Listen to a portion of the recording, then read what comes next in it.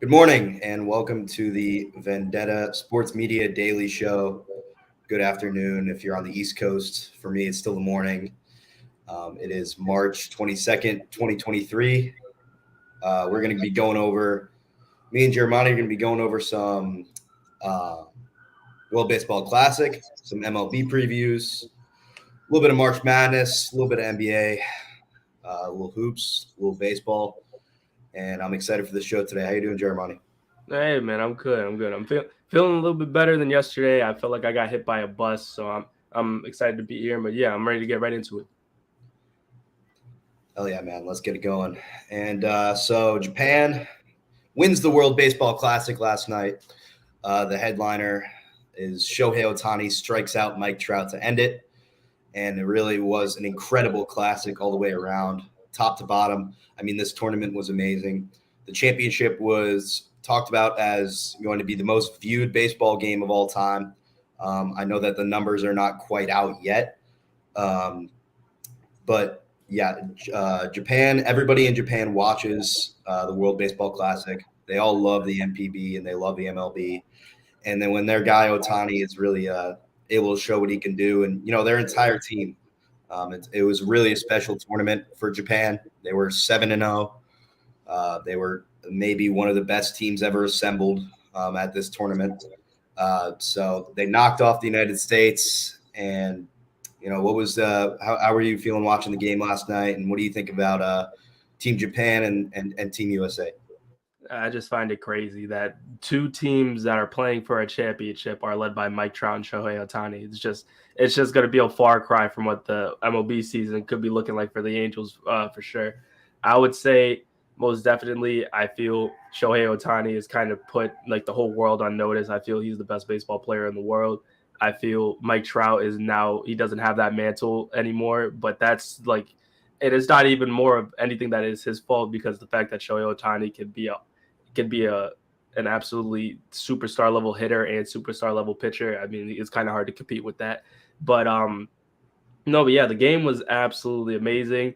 It get me watching Team Japan just gets me more excited to watch Masataka Yoshida suit up for my Red Sox this upcoming season, and I just find it funny how just like the winds of change and people were saying that the Red Sox were overpaying for this guy, and I'm just excited to see what he could do and keep proving people wrong right out of the bat. Yeah, talking a little bit about Yoshida.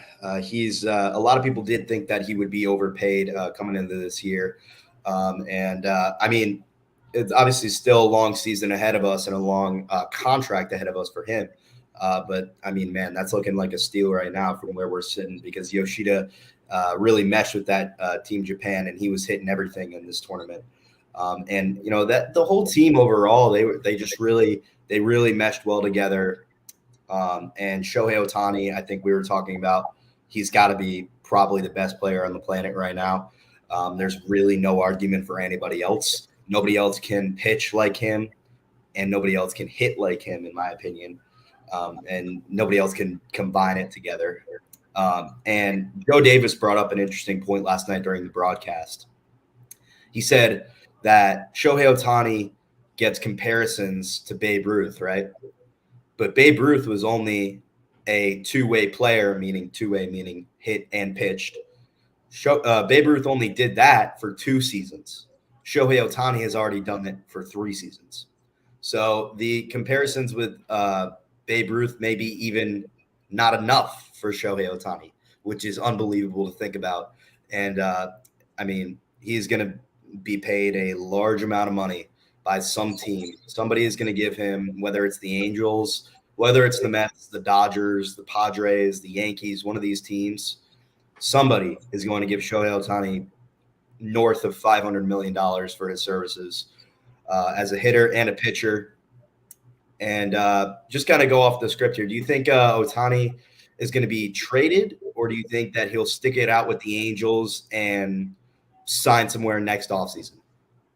I would say for him, I guess I don't. I feel depending on how it's all contingent on how the Angels play because they made a lot of good moves. They brought in Hunter Renfroe. They got a couple of arms out there. Like they have a team that like when they're like they have a team where even last year they went on a really good stretch, but it just all came collapsing down. And like that team is good enough to fight for a playoff spot for sure. But I would say I guess it all is contingent on how they are going into the trade deadline. But for me, it's crazy enough to see like if you're the Angels and you kind of have a feeling that you like even a team's gonna pay a king's ransom even to get a half a season of Otani, even for like just as a rental, be able to like have a playoff push, something like that. So I feel depending on how and but I'm not sure what kind of person Shohei Otani is, would whether or not he would want to just stick it out and just honor the contract with the Angels. But I think if the Angels are smart, depending on how they are going into the midway point in the season, then I would definitely look at shipping out Otani for sure. Yeah, if the Angels aren't competitive, I mean, they're going to get one of the most unbelievable offers from some team if they really decide that they are out of it, if they're really struggling a lot.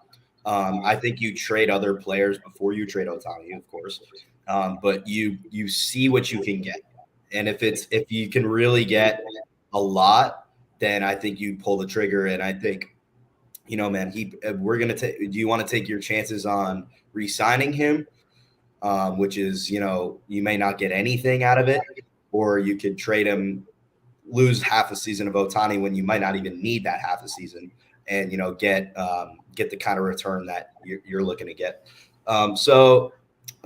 Shifting back to the World Baseball Classic a little bit, the USA came up just a little bit short. They gave it their all in the end. But they struggled with runners on base in the championship game. They really were dominated by Japan's pitching the entire night. It was the two Philadelphia Phillies that were able to get solo home runs off of Japan's pitching.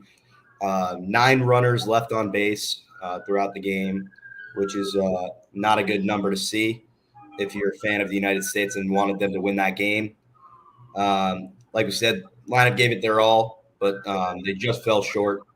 And why do you think they couldn't come through in the end for the USA? Well, I just gotta say this: Trey Turner is gonna get drug tested before the season starts. My goodness, that guy. He was always had really really good legs. He was always a really good. He's such a good base stealer and such a good runner. He's like one of the fastest, if not the fastest guy in the league.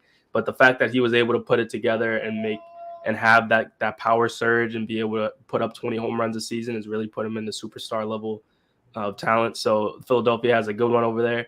So no, but yeah, it's just like Japan is just always has. I would say like it's just they just have a baseball factory over there, just a bunch of guys, and it's hard to really be. It's kind of hard to try to pronounce a lot of these guys' names, but yeah, it's just like even like the guy they had yesterday is like they're not gonna they're not gonna get themselves into jams. Like you said, it was only 2 solo shots, so they were able to work their way around. So I would say it's more credit to Japan's pitching that USA really couldn't get the job done, because I believe that like really top tier pitching could find their ways out of those kinds of jams. So and even in the bottom of the ninth, I believe they had like 2 guys on and nobody out, and I think Mookie Betts grounded into a double play or something like that. But it's just like being able to get out of those jams to be able. So it's more a credit to Japan's pitching more than USA's hitting for sure. Yeah, we'll go through that 9th inning a little bit, the top of the 9th inning, and it was Shohei Otani subs in the inning before. Kyle Schwarber makes it a 3-2 game instead of a 3-1 game with a solo shot that was absolutely clobbered. So we'll walk through that 9th inning a little bit. Jeff McNeil works out. Mark DeRosa called it a nasty walk, which you don't really hear a nasty walk very often, but if there's ever a nasty walk, it was that one. McNeil worked that at bat. I think Otani threw 8 pitches that at bat, and Jeff took a pitch that was, borderline strike right below his knees, and it was ended up being a ball. Called a ball. Really nice umpiring. That was a ball. In a pressure situation like that, you see a ball that's that close, and you could want to call it a strike, but I'm not sure who the home plate umpire was, but it was a nice job by him to let that one go. McNeil's on first base, and then I think it's the next pitch that Mookie Betts grounds into a double play, and Team USA now instead of having a runner on and nobody out, with the top of your order coming up, you have 2 out and nobody on. So it's a completely different game at that point. And then the battle between Mike Trout and Shohei Ohtani to end the game, and it just doesn't really get more poetic than that. Trout battled that at bat. He really stuck it out, and Ohtani wanted it so bad. He was overthrowing that fastball like crazy. At one point, I think it was a 2-2 pitch, and he threw a 103-mile-an-hour fastball, and it was just completely in the dirt. But he just wanted to get it right by Trout there.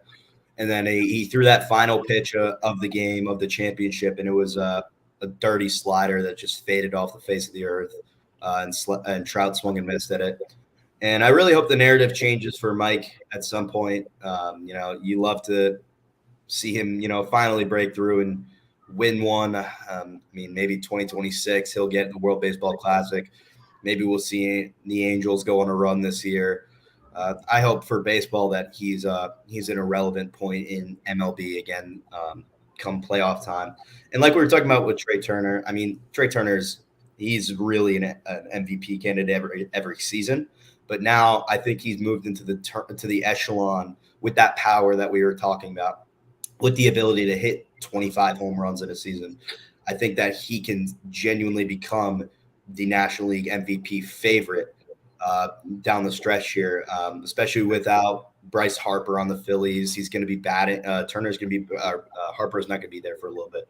So Turner's going to be batting, second, third in the lineup every night. And he's going to be surrounded by a lot, and Trey can really do it for the Phillies. So I just wanted to touch on a little bit more of the tournament. I just want to ask you, what was your biggest surprise of the tournament in general? And we'll start with the biggest surprise, and then we'll get to what was your biggest disappointment.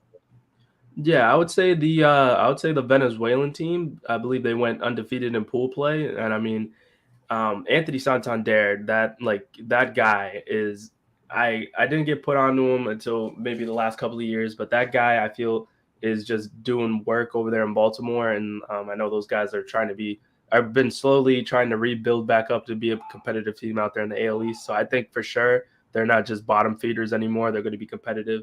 I feel like Miguel Cabrera and that Venezuelan team being able to go on a little run like that to kind of like in Miggy's last season, just to be able to compete for a championship like that, because I don't think the Tigers are doing anything this year. But yeah, the Venezuelan team, I would say for sure. I believe they got bounced out by I believe Team USA. So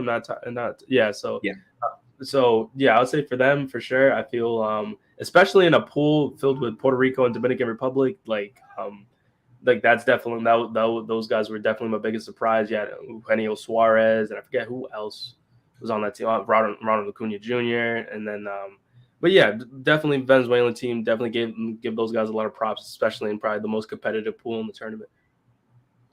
Yeah, they were surprising. They were surprising that they were able to defeat the Giants there in that division. They had Puerto Rico and they had the DR in that pool, and they went undefeated in pool play, which is saying a lot. They really played strong down the stretch, and they had the U.S. beat until the eighth inning, where Trey Turner, who was the hero for the United States the entire tournament, came up clutch with a grand slam, and that was really the biggest play of the tournament for the U.S. because they really got a ton of momentum off of that. But yeah, my biggest surprise of the tournament has to be Team Mexico. I don't think anyone thought that they were going to get as far as they did.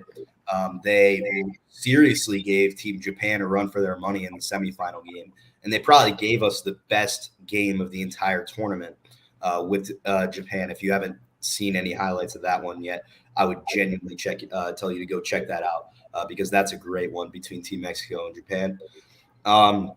They were probably thought of as an afterthought with a lot of these other Hispanic countries. You got Puerto Rico, you got the DR, Venezuela. These teams were really strong heading into the tournament, and everyone said kind of, hey, I don't think Mexico is going to get very far, but they ended up winning the pool, defeating the United States in pool play.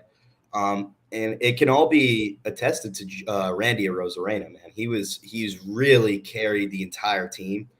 He put the team on his back. He was the heart and soul of that team.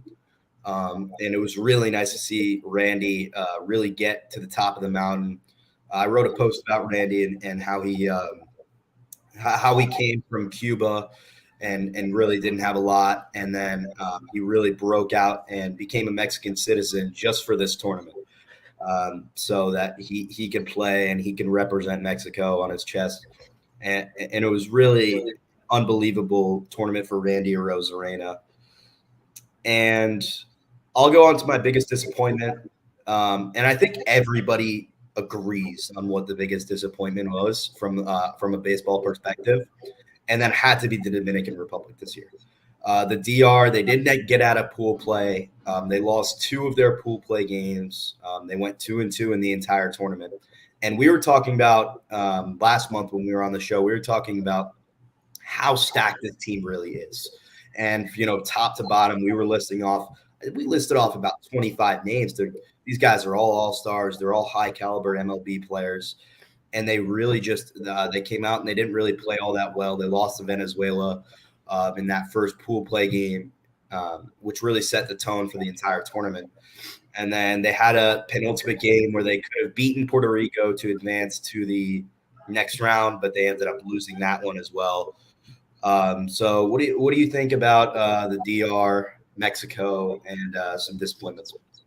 Yeah, so yeah, definitely the DR. They're the biggest problem with the DR is that they could not get consistent offense, or at least be able to bring those guys in who are on base. I believe their numbers are really, really bad in terms of trying to drive runners in throughout the entire course of pool play. So, and I was sitting there watching through a lot of those games. These guys would be able to get like a guy to second on a double or get a couple of guys on, but then they just could not get those clutch hits to be able to bring in those guys. I believe the 2 wins that they had, that's when the offense was clicking.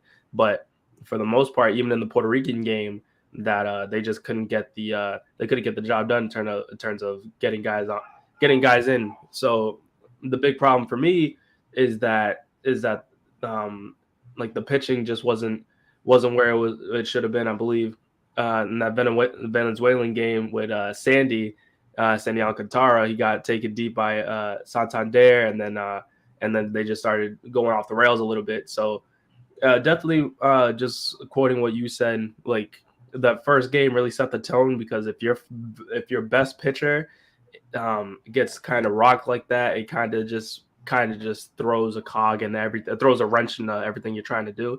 So yeah, definitely a disappointment. I had those guys going really far in the tournament this year. But hey, but credit to Juan Soto. Juan Soto was actually just going off in the tournament, though.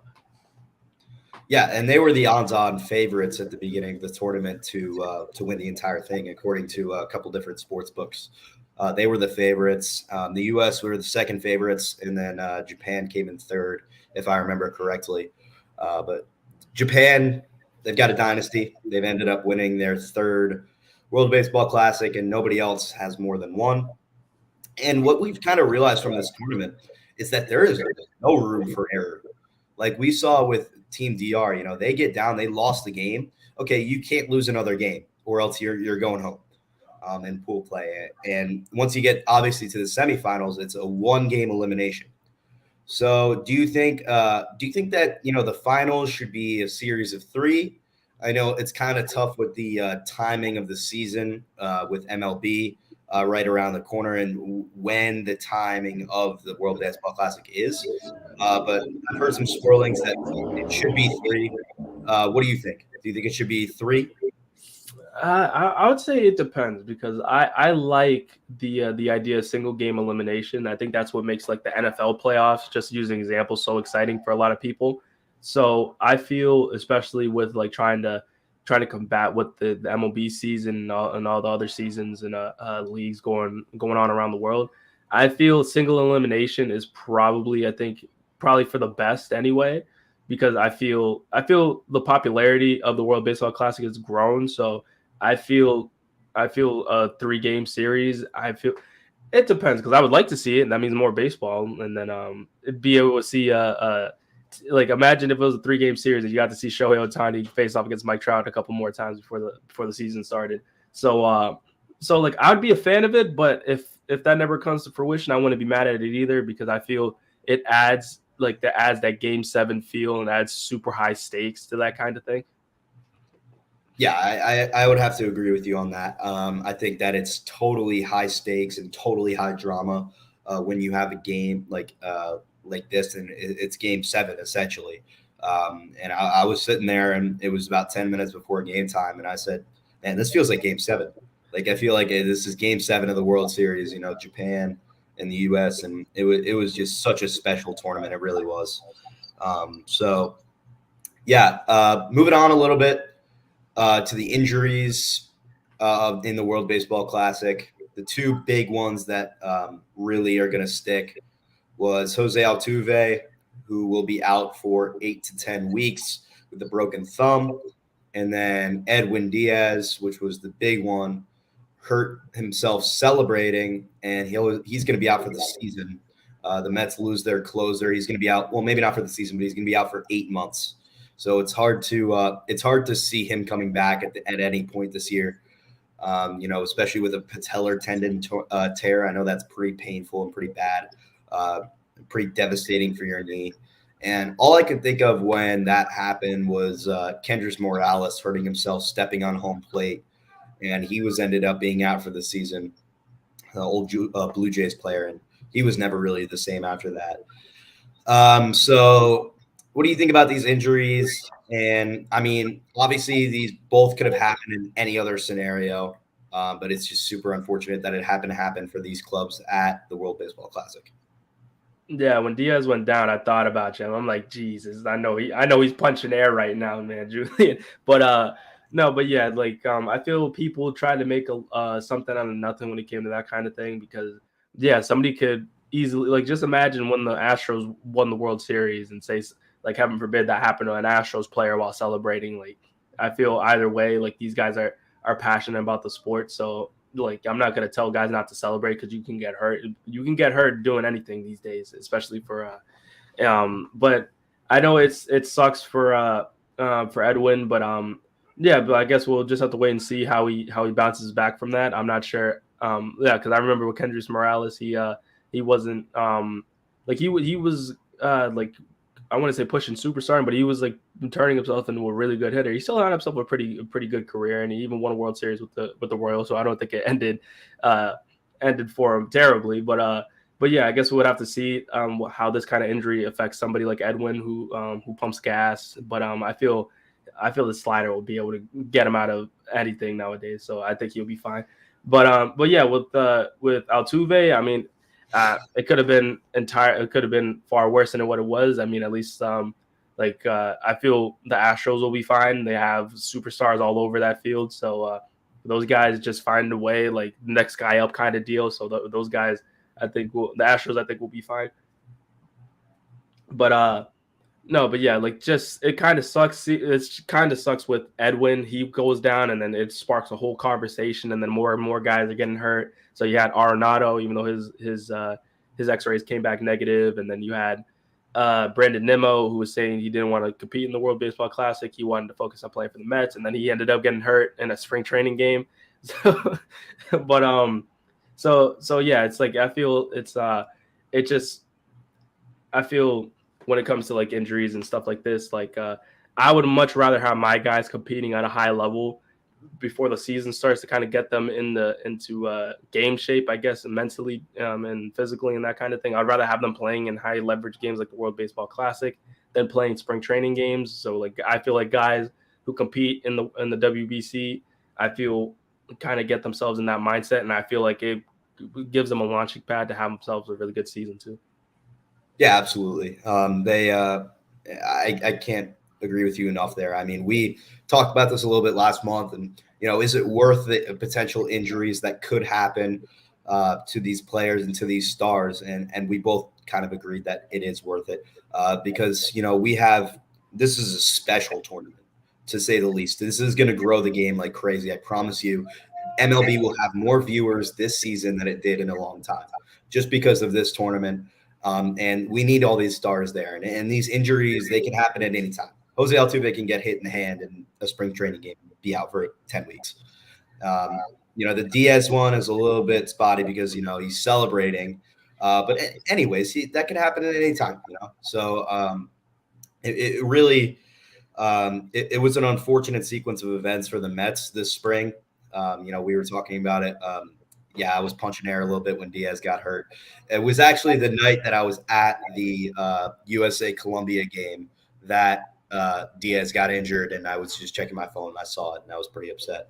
But I tried to not let it ruin my night that night because it was such a special experience to be at that tournament. Overall, I think that we shouldn't coddle these players and say, hey, you can't play in this tournament because you have to play for us. Take meaningless spring training at bats instead of doing what you really want to do, which is playing in this amazing tournament. And plus, it would take a lot of the jazz out of the tournament in general. And I know a lot of baseball fans want to see just exactly what we saw this year. And I know 2026 is going to be just as good. Mike Trout said he's already coming back for 2026. The United States is going to have a chip on their shoulder come that tournament. So I'm excited to see the team that they assemble. So wrapping up the World Baseball Classic a little bit, we got a good discourse about that. Such a fun tournament, pretty unforgettable. And we've got the MLB going now. So it's a quick turnaround. We've got 8 days until the MLB season starts. So a lot of these players that were playing in the World Baseball Classic are going to have to shift back to camp now, and they're going to have to take some BP with their teams and maybe get a couple spring training at bats. I know that the Angels did not want Shohei Ohtani to start the game last night for purposes of starting him on opening day. So there's that. But Ohtani did pitch last night. We talked about it. He closed a little bit. And, super excited for MLB. Pumped up for this season. This is going to be a great one, like I was talking about.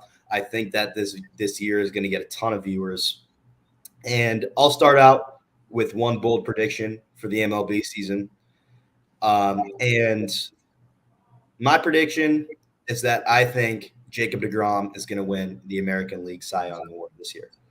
I think that I think he's going to have his first fully healthy season since 2019 for the Texas Rangers. And I think he's going to be dominant again. I think he'll start over 30 starts, and it's really just going to click for deGrom again this year.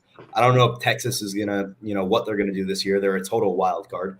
I think that they could win 70 games, and they could also win 95 games. So it remains to be seen with Texas. But I think that deGrom is going to be the best pitcher on the planet again. We talk about how deGrom, if he stays healthy, he's dominant and he's the best pitcher on the planet.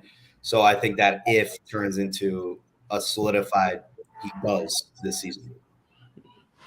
Yeah, with deGrom, it's crazy because when he's fully healthy, this guy wins Cy Youngs. That's like this easy math right there because you had him win it, and he won it in 2018, and he won back-to-back in 2019. So for him, I feel it's really just a matter of him being healthy. He's the best pitcher in the world when he is, and I feel for Texas, I feel is such. I would say more with their new stadium is more of a pitcher-friendly ballpark. So I don't think you would have to worry about worried about that ERA getting going crazy or anything like that. And then they have a good defense behind them. You got Adolis Garcia out there patrolling the outfield, and then you have Marcus Semien and Corey Seager up the middle. So I feel Texas is going to be a pretty good team this year. They're going to be competitive at the least. I don't think those guys. I think those guys are still a year off from being legit in the AL West. I feel like there's still some more pieces that they need to do, and I'm still kind of iffy on the bullpen for them. But yeah, Jacob deGrom, if he's healthy, he's a Cy Young Award winner for sure.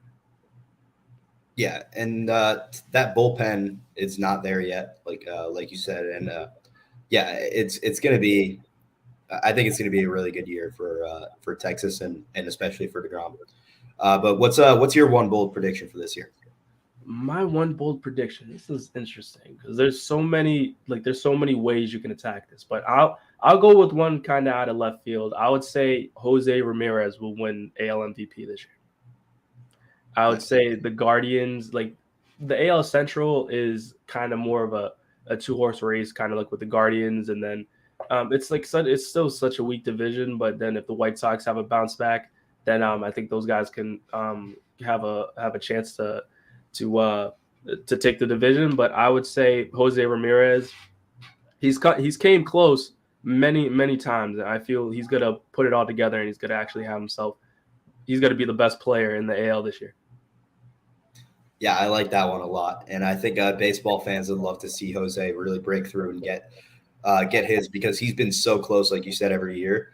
And he's a joy to watch out there at third base for the Guardians. And yeah, absolutely, I love that prediction. And like the AL Central, like you said, it's a really intriguing division. It's actually more deep than some would think. That the Royals and the Tigers, they're not going to be competitive. We're not talking about them. But the Guardians and the Twins, that's going to be an interesting battle for the first place position in that division. And don't let the White Sox kind of fade off, because we didn't really love their offseason. We talked about that last month, but they could be strong. They could it could all come together and they could stay healthy. And there, Tony Lewis is gone, and it's a different vibe. And they could come out and they could start out really strong and be in first place for a couple of weeks, and they could envision themselves being in the playoffs, because this team is not as far away as people think they are. They're right on the cusp, and then the Andrew Benintendi signing proves that they're going to be all in and trying to win right now. So they're going to try and win. Division's weak. If the Guardians don't really meet expectations, if the Twins kind of start struggling a little bit like they did last summer, it might be the White Sox for the taking. So they can jump up and take it. And I don't want to forget about them just yet, just because that division is not as strong. It's just not strong. It really isn't. So let's talk about the American League a little bit more. We talked about Jose Altuve's injury a little bit. So do you think that Houston is still the team to beat in the American League without Jose Altuve? I would say, like I said before, I think they'll be fine. You got a team when you're trying out Yordan Alvarez, Alex Bregman, and then you got Jeremy Pena, who I feel is going to have himself a coming out party for off of his World Series MVP campaign in last year's postseason. So I would say expect a big year for him. But yeah, I feel Yordan Alvarez, that like if he didn't get hurt last year, then this guy, like, I'm waiting for him to put up a 50 home run season. And I feel he has a couple of those just waiting. So I feel the Astros will be fine. They may come out scuffling a little bit, but I feel like I know Altuve is the heart and soul of that team. I feel it's kind of hard not to like Jose Altuve, especially after everything that's been going on. But I'm not gonna touch upon that a whole lot. But but yeah, for Houston, those guys on both sides of the ball are in the upper echelon in terms of MLB teams. So I feel Houston's going to be fine. Yeah, I agree with you. I think that they'll be all right. They'll be all right without Altuve, and he's only going to be out for about 10 weeks, so it's not going to be like a season-ending kind of a thing. If he was out for the season, I would say, hey, maybe Houston might be a little bit in trouble, just because he is that captain, he is that heart and soul, like you said. But I think that they'll be all right without him, and I still think they're probably the team to beat there in the American League. And yeah, I mean, they're going to be really strong again. From an outsider's perspective, and I mean outsider's perspective, just because I'm a fan of a team in the National League, and I haven't had to be bothered by Houston all these years. Just the fact that they've been running the AL since really since 2017. They've been running the entire American League. They've only not been to the World Series twice since 2017. Maybe 3 times around there. So, yeah. So, I don't know. From an onlooker's perspective, I think I love the Astros. I mean, they're so fun to watch. They're a really well-managed team. They're well-coached. And I love how they bring everyone from their farm, and their entire pitching staff this year was homegrown. Now that Verlander's gone, everybody in that pitching staff, in that starting 5, was drafted or signed by the Astros, and the Astros are their first team. So I just think that's really impressive in what Houston's able to do. And yeah, they're a super intriguing team, like they are every year. And we're going to shift focus a little bit here to the pitch clock. So what are your thoughts about the pitch clock the first couple of weeks? Do we like the length of the pitch clock? Do we think that the penalties for the pitch clock are justified? And any other thoughts you have? I'm not sure if it was you I was talking to about when it came to the pitch clock, but I would say if it's just a little bit longer, that's kind of like the only thing, just to give it like a short little rundown. If it was just a little bit longer, I feel it's still a learning curve for a lot of players. I know Wilson Contreras, he got called a strike because he took too long to get in the box. I think he got punched out because of it. But no, but yeah, I think as long as it doesn't have anything to do with in terms of postseason play, then I think it'll be fine. But yeah, I guess we'll have to see how it is in practice in terms of when the season gets going. Yeah, absolutely. I think that it's going to be tough for the MLB to really have that in the postseason. And imagine we're in Game 7 of the World Series, and somebody strikes out because they're not in the batter's box. I mean, that would just be unbelievable for MLB fans, and fans of that team would riot in the streets if that ends up happening. I wrote a post about the pitch clock a little bit, and I really think that, like you said, it just needs to be longer. It's too short right now. It's 15 seconds is not nearly enough when there's nobody on base. It should be at minimum 20 seconds, if not more, for these hitters to get in the box and get ready, and these pitchers to throw the baseball. The hitter, from when the clock starts, they have to be set in the box when there's 8 seconds left. So they have to be ready for the pitch when there's 8 seconds left. Meanwhile, the pitcher doesn't have to throw the ball for another 8 seconds. So I mean, it doesn't really make sense right now. The hitter has to have 7 seconds to from when the clock starts to when they need to be ready to hit the ball. It doesn't really make sense. But you can argue that it's working because the times of games have gone down. I mean, if this is really what MLB wants, then go ahead. But I don't really, I don't like this. I mean, it's just kind of overblown. Maybe call me a traditionalist, but I prefer watching players actually be ready to hit the baseball. And it could also, we'll have to see how hit by pitches increase this year too, because that could end up being a problem as well. So I don't know. The pitch clock is a little bit of a touchy subject just because it's so brand new, and we really don't know what direction this is going to go in yet.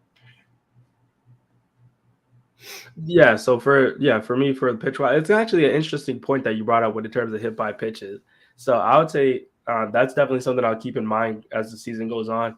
And just imagine that, heaven forbid, a player gets hurt and now they're out for the year because of that kind of thing. That kind of thing happens. But I would say this is just the first year of it actually taking off. So I feel it's something that may not go away, but I feel like they'll just try to touch upon it to try to try to optimize it a little bit to make it a little bit more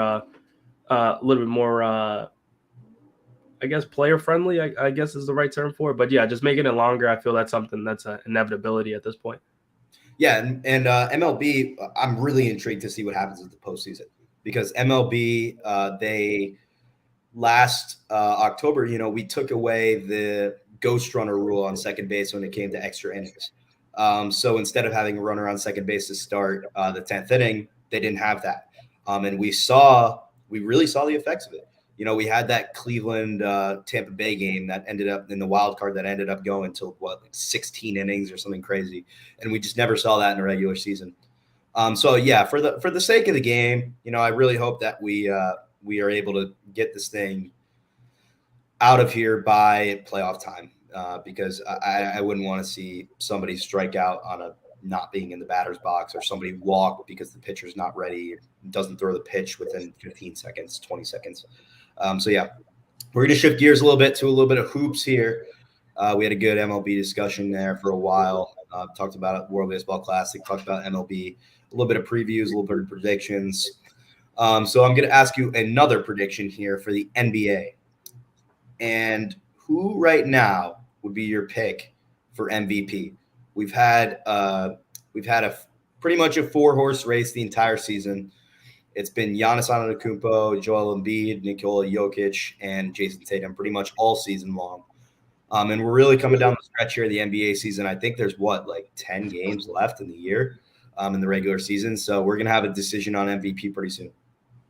Yeah, I would say I would say like this year, just to talk about Jason Tatum a little bit. I feel like this is the first of many just MVP caliber seasons that he's gonna have for himself. Anyway, I feel like there's gonna be an MVP in his future, but I feel how he's been playing down the stretch. I would say he kind of played himself out of the MVP conversations, but I feel this is definitely like the first of many MVP caliber seasons for him.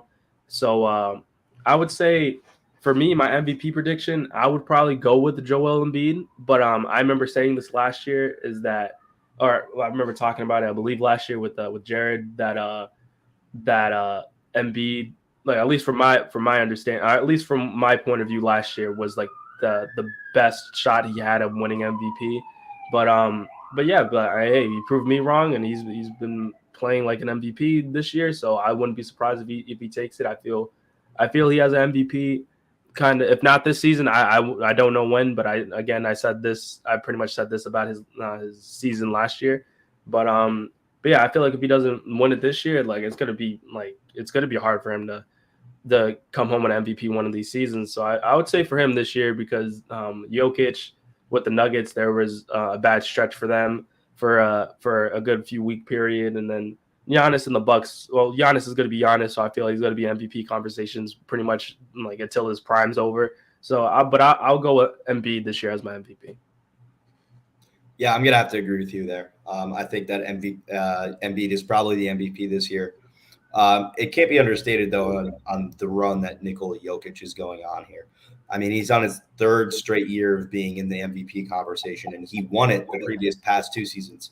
So he could be a guy that wins 3 MVPs in a row if the ball falls in his court these last couple weeks here of the season. But yeah, I'm always super impressed by Jokic. But Joel Embiid is he's had the best season in the NBA this year, and he's been the NBA's best player. Really how it goes, and the 76ers. A lot of people sleep on them, but I really think that they could make a run down the stretch here. They kind of get overshadowed, which is kind of crazy in the East a little bit by the Bucks and the Celtics. And even a lot of people talk about the Cavaliers a lot more than them. And just the 76ers, they could really make the run down here at the end of the season. And they're my one team that I think will surprise everybody come playoff time. I think that they're going to maybe even make the Eastern Conference Finals. They're going to have a tough path as a 3 seed. If they ended up, I think they're going to be locked in that 3 seed, and hopefully they don't get passed by Cleveland. But I think that they're going to end up at that 3 seed, and I think they're going to have a tough path. They're probably going to have to play a team like Brooklyn in the first round, or maybe even one of the play-in teams if they end up jumping Brooklyn. I know Brooklyn's pretty ice cold right now. So I think that it's really intriguing for the 76ers. They've been really close these last couple of years, but they just haven't been able to climb the mountain. But I think this is the year that they get really far, and I think they end up in the ECF this year. I'm gonna have to disagree with you there. My thing is that it seems like this is just a story of the 76ers. They're always a really good regular season team, and then they brought in James Harden over the last couple of years. They have a good team, but it's just I never expect them to do anything crazy come postseason time until they prove me wrong. But until they do, I'm gonna sit on this hill and just anticipate that the Sixers are gonna disappoint again this year.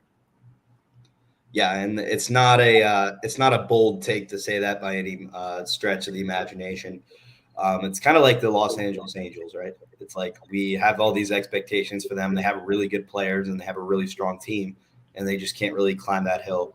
The only difference between them is that the Angels aren't a good team ever. That the 76ers are a good regular season team, and they're always able to get to the postseason. For the sake of the NBA, I really hope that the Celtics win it this year. I know that they've been really cold down the stretch here these last couple weeks. But I believe they beat the Kings last night, so maybe they're headed towards better fortunes here in the future. So I mean, the Celtics, they were the strongest team in the NBA at the beginning of the season. They kind of remind me, making another parallel between NBA and MLB. They kind of remind me of the Yankees, right? They can get really far, and they really have a really good team and really high caliber players. But maybe they just can't climb that mountain just yet. They got all the way to the finals, which is something the Yankees haven't done yet. But they got all the way to the finals, and they played their hearts out last year, and just fell short against Golden State. But yeah, do you think anybody? Actually, I have a question for you. Do you think the winner of the NBA championship is going to come out of the East or the West? I would say the East. I feel the East over the last couple of years has kind of jumped the West in terms of the better conference these days. So at least for me, my pick, at least my hope is that the Celtics actually figure it all out and they end their season with a championship. But just like you got the teams like the Celtics, the Bucks, Cleveland, I feel is going to be a team that it's kind of like the surprise. They kind of been a huge surprise this entire season, like with Donovan Mitchell playing like an absolute superstar, and just a lot of those pieces they got over there. So I feel Cleveland they could be having a really good postseason in their near future. But yeah, it's just I feel the East in comparison that the West is so close, and you got I believe the Kings are like a top 4 seed or something like that, something crazy. So but yeah, I feel like the East is definitely where the NBA champion this year is going to be from. Yeah, the Kings are the 3 seed right now, which is just unbelievable to think about. If nobody had that coming into the season, right? Domantas Sabonis, De'Aaron Fox, and all those guys over there, they played really well. So we're going to shift focus into our final topic of the show today, which is just a little bit of March Madness preview. So I'm really excited for the Sweet 16. I know you haven't been keeping up with it as much as probably I have because I'm just a maniac. I can't stop watching sports ever, especially these high stakes games. I love watching the fans go crazy at the March Madness tournament. It's one of my favorite tournaments every year. And we're all the way on the Sweet 16 now, and it feels like, wow, we just got here. And the tournament started, last week, but we're already on the Sweet 16. So it's pretty crazy how that works with college basketball. The season's really moves really quickly. So it's exciting stuff. And one matchup I can't wait to see in the Sweet 16 has to be Gonzaga UCLA. In 2021, these two teams matched up against each other in a Final Four game, and I wish that there were more fans in the crowd because that was the outfall of COVID that year, and there really wasn't any fans in the crowd. I don't believe. I think they had like a select amount, and that game was just absurd. Jalen Suggs hit a damn near half court shot to win the game and to send UCLA home. That was Gonzaga advanced to the 2021 national championship that year. And that was an incredible game. And Drew Timmy's still at Gonzaga. So, Gonzaga has a really good chance to beat them. But I think at the end of the day, UCLA is probably the most professional team in this tournament remaining. They have their defense is incredible. They have more size and more length to utilize against Timmy than a lot of other teams do. Gonzaga's defense is pretty weak this year. Although Gonzaga has the best offense statistically in the sport, their defense is pretty lackluster. It's actually one of the worst in their conference this year, which is saying a lot because they don't come from a strong conference. I don't know if Gonzaga could stop Tiger Campbell and Jaime Jaquez Jr. or any of those guys. So I really think that UCLA is going to play really well, but that has to be the most excited for any game that I am in the first round this year or in the Sweet 16 this year. Yeah, like you said, I haven't been keeping up a lot with March Madness, but I do credit it to if you want somebody to get involved with basketball a little bit, go and send them to a college hoops game and just have them just see exactly if the NBA's postseason had that kind of environment, it would probably be like the best postseason in just all of sports. But just looking at the brackets here and just seeing yeah, these guys are playing for a spot in the Final Four. So I would say I guess it's one to keep an eye on is UCLA versus Gonzaga. I may go and check that out, but it's just crazy because I believe, to my understanding, that University of Kansas were the favorites to go all the way, and those guys got bounced out by Arkansas. So yeah, I would say it's really anybody's tournament. I would say still you got a team like FAU who's been going on a little bit of a run too. So yeah, it's very interesting. I still feel like upset. There's still one or two upsets still waiting. So I would say that's definitely something I'm going to keep an eye on. Yeah, and this tournament has been pretty impressive, just because of the factor of there's upsets every year in March Madness. It's really the state of the tournament that there's always going to be upsets. But I think the most impressive thing this year is that the blue bloods are just not there. You don't have Villanova, you don't have Duke, you don't have North Carolina, you don't have Kansas, you don't have Kentucky, you don't have any of these guys here in the Sweet 16. It's pretty crazy that we can look at a Sweet 16 and say, hey, the best team remaining might be Alabama.